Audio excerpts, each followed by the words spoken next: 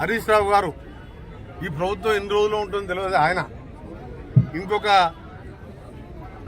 మన మహేశ్వర్ రెడ్డి అని ఒక ఆయన ఈరోజు దీంట్లోనే 5 గ్రూపులు ఉన్నాయని చెప్పి ఆయన చిట్ చాట్లో మాట్లాడుతూ చేస్తున్న సందర్భంగా నేను ఒకటే మాట చెప్పదలుచుకున్నాను. మీరు విజ్ఞతతోని మాట్లాడండి. మీరు ప్రజాస్వామ్యంలో ఎన్నికలు జరిగిన తర్వాత 5 ఏళ్ల వరకు ఆ ప్రభుత్వం ఉంటుంది.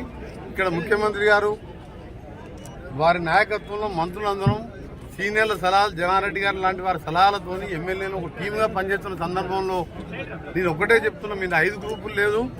ఏకనాథ్ షిండే అని మీరు సృష్టించింది ఏకనాథ్ షిండే, మేం కాదు. మహారాష్ట్రలో ఎన్సీపీని శివసేనని చీల్చి ఎమ్మెల్యేలను కొని ప్రభుత్వాన్ని ఏర్చుకొని ఏకనాథ్ షిండేని సృష్టించింది మీరు. మా దగ్గర ముఖ్యమంత్రిగా రేవంత్ రెడ్డి గారు 5 ఏళ్ళు ఉంటారు, ఇంకా 5 ఏళ్ళు 10 ఏళ్ళు కూడా మేము కాంగ్రెస్ ప్రభుత్వం ఉంటుంది, మళ్ళా కూడా రేవంత్ రెడ్డి గారే ఉంటారు. నేను ఒకటే చెప్తాను, ఇంకా ప్రతిసారి నా పేరు కూడా వాడుతుంది మహేశ్వర్ రెడ్డి.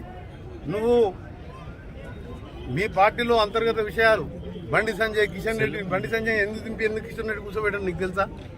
మా పార్టీ అంతర్గత విషయాలు ఎప్పుడు కూడా మాట్లాడద్దు. ఒక జాతీయ పార్టీ నువ్వు ఎల్పీ లీడర్, లెజిస్లేటివ్ పార్టీ లీడర్గా నిన్న ఆయన చిట్చాట్లో మాట్లాడుతుంది. ఈయన 10 మంది ఉన్నావు. బట్టి విక్రమార్క అంటే మా గౌరవం. మీరు దళితులు ఆ రోజు ప్రతిపక్ష నాయకులు ఉంటే ఓర్వలేక 13 మంది ఎమ్మెల్యేలని సంతలో పశువులు ఉన్నట్టు ఉన్నారు. ఇవాళ మీ ఓరు కూడా వస్తున్నా కూడా మేము మాకున్న మెజార్టీతో ప్రజలకు మేము ఇచ్చిన హామీలు నెరవేర్చుకుని ముందుకు పోతున్నాం. అందుకనే చెప్తున్నాం ఈరోజు మళ్ళీ ఎందుకు క్లారిఫై చేస్తున్నా అంటే గడికోసారి మీరు హరీష్ రావు గారు కానీ మహేశ్వర్ రెడ్డి గారు కానీ ఎవరైనా మాట్లాడే ముందు ఆలోచించుకొని మాట్లాడండి. జాతీయ పార్టీ ముఖ్యమంత్రిగా ఎమ్మెల్యేలు మా అధిష్టానం వర్గం ఎన్నుకున్న రేవంత్ రెడ్డి గారు మేమందరం టీమ్గా పనిచేస్తూ ప్రజల కోసం పనిచేస్తున్నాం. 100 ఏళ్ళు 10 ఏళ్లలో 100 ఏళ్ళ వెనుకకి తింటున్న ఈ తెలంగాణని ఇవాళ నల్గొండ జిల్లా, కృష్ణా, మహబూబ్నగర్, ఖమ్మం జిల్లాను ఎండబెట్టిన మీరు ఇవాళ 36 సీట్ల 33 సీట్లు ఇవాళ కాంగ్రెస్ 60-70 మెజార్టీతో గెలిచినాం.